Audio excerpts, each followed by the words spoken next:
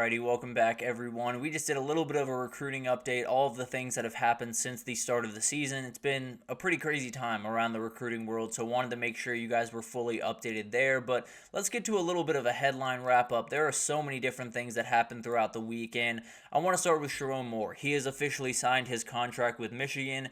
This one took a little bit of time, and it's very interesting kind of how this played out overall because it was weird that this came out when it did.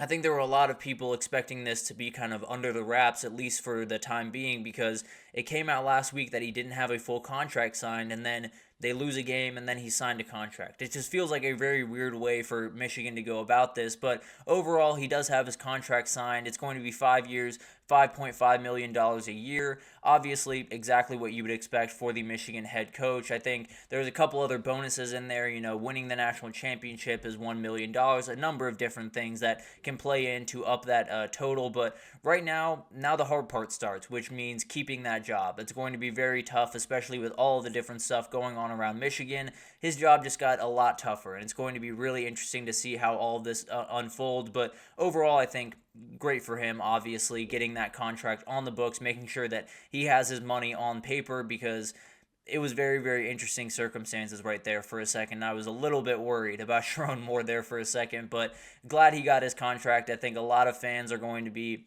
very happy about that, but could change very quickly if this season does not go the way that they want to. So going to be really tough, and now it's time to really get to work and keep everything on the tracks for Michigan football. But moving forward, we have another headline around Michigan, but this has to do with Denard Robinson and Braylon Edwards. They're filing a $50 million class action lawsuit against the NCAA and the Big Ten Network, essentially about NIL earnings, and saying they were unlawfully denied NIL earnings throughout their career, and they are entitled to that. And you're going to see a lot more of this. This is just the reality of college sports right now, and it's another reality why I kept talking about this NIL stuff and revenue sharing and all this stuff. I always started it with the NCAA should have been doing this 10 years ago, and this is the reason why. Because at a certain point, these guys were going to come for their money, and it's going to get more and more exponentially higher as more cases come out. So it's going to be interesting to watch that. There were a couple other guys listed in this case: Mike Martin, Sean Crable,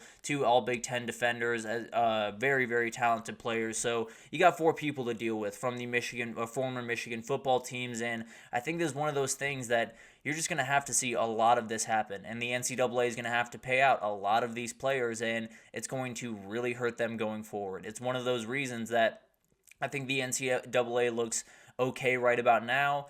I think it could look terrible in a couple of years as more and more of these players get the guts, more and more of these players start to sue them and say, we want the money that we were entitled to when we were in college. So it's going to be really interesting to watch this unfold, but the reality is the NCAA should have done this 10 years ago. The fact that they didn't is a little bit ridiculous, and now the players are coming for their money. So I'm not necessarily going to fault Denard Robinson or Braylon Edwards for doing this.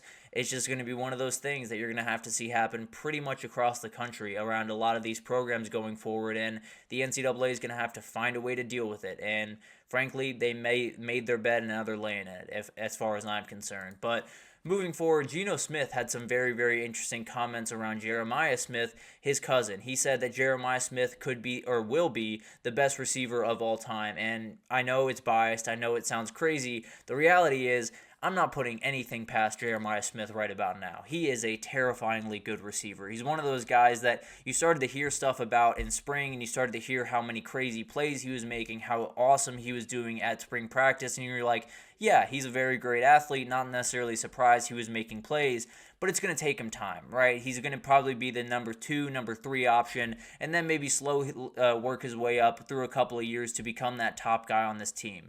It took him about 2 seconds on that field to be the number 1 receiver. He is absolutely ridiculous in a room of receivers that are absolutely ridiculous, top to bottom. So he's one of those guys that stands out among a bunch of other just absolute athletic freaks. He is the athletic freak. That is absolutely insane. And one of those guys that, frankly, I know that best wide receiver ever is well in the future for him. But the reality is this kid is just incredible. He's going to be so much fun to watch in college throughout his career and then into the NFL. Cannot wait to see this kid unfold. And I would say Geno Smith is dead wrong. I can't say that right now. With how Jeremiah Smith is playing, has 11 catches, over 200 yards, 3 touchdowns through 2 games in his career, and it's going to get a lot better for our Ohio State fans and for Jeremiah Smith. I don't know if he's going to be the best receiver ever, like Gino said, but the reality is this kid is absolutely different in every sense of the word, and I would not necessarily put it past him to be the best receiver of all time. So going to be really interesting to watch that. If Geno Smith is right, then maybe we have to give him some flowers a little bit down the road. But for right now, I think Jeremiah Smith is fully worried about the Ohio State season and doing well there before he worries about anything else. But I wanted to talk about this for a second because I had some beef yesterday, and I think a lot of people around the college football world did with this thing that happened at Purdue. They had a fan that came on the field, and he did a little bit of a contest. And the contest was you had to kick a field goal from the 10-yard line, the 20-yard line, and the 30-yard line. If you hit the first one, you got a $100 gift card. You hit the second one, $150 gift card. If you hit all three, though, you get a 2-year lease on a car or $5,000 cash. That was the deal that was on place. And the kid hit it. He hit all 3 field goals. It was incredible. The fans went absolutely insane. It was an awesome moment.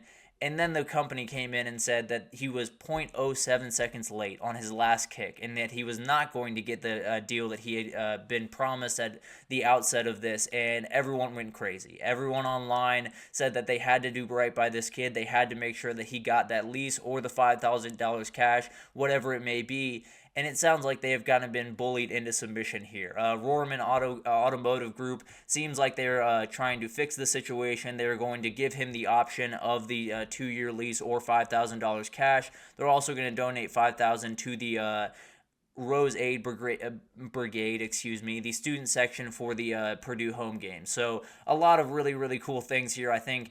Shows you the power of the internet when you can get a lot of people moving in one direction, and in this case it was getting this kid his car. It's very, very cool to see this all this unfold. I was ready to get on here and get very angry at these individuals because the reality is 0.07 seconds is nothing. You don't need to worry about that. He made 3 incredible kicks and definitely deserves that moment. So really happy that this got resolved and glad I did not have to get on here and get mad at anyone today. I'm glad this was handled before that because did not necessarily want to get riled up this early on in the morning. But let's get into Steve Sarkisian. There was a very interesting kind of tale that was told by him early on during this week when he was talking about this upcoming game against UTSA.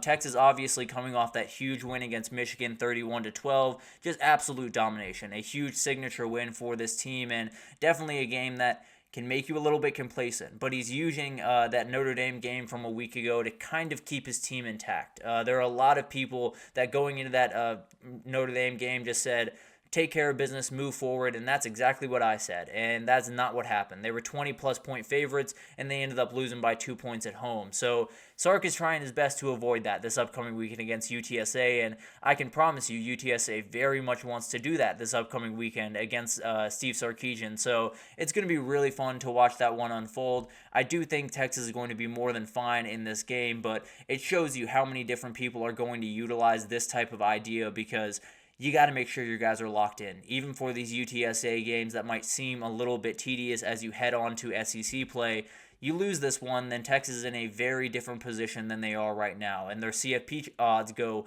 just plummeting down with a lot of the games they have on that schedule coming forward. So I think a lot of people around the country are using this right about now. They're saying, do not be the Notre Dame. Take care of your business. But UTSA is definitely coming in there trying to be that NIU of this weekend. So definitely something to watch. We'll see if Sark's messaging worked for his team. But finally, a couple of quarterback updates I wanted to get on y'all's table. Cameron Rising is unlikely to start in Game 3 against Utah State. Sounds like he has a injured finger on his throwing hand. We saw that last week when he, I believe, just ran into a helmet on one of the play. Or no, he got ran out of bounds, excuse me. But it sounds like it's going to be Isaac Wilson, Zach Wilson's younger brother, starting in his place. He went 4 for 9, 30 yards last week. He's got to be better this upcoming week. But it is Utah State, makes things a little bit easier for this offense and a little bit easier for that kid. But it sounds like Cam Rising will be back for that Oklahoma State game, but it's still something to watch. We have to make sure that that's going to be the case because if it's not, then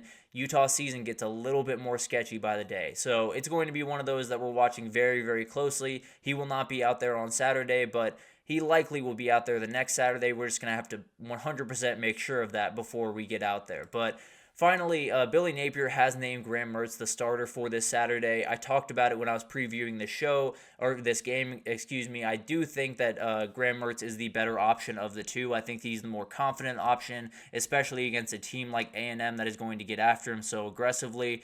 But the thing is, you're going to want to see DJ Lagway. These fans badly want to see DJ Lagway, so it's going to be fascinating to see how he handles this. I don't really know if there's a right way to handle this, frankly, if you're Billy Napier, but it's an absolute tightrope walk, and if you walk out of that A&M game losing and having not necessarily played these guys the amount that the fans want, you're officially done at Florida. So it's a huge weekend for him, obviously, and this adds just another little bit of flavor to that thing.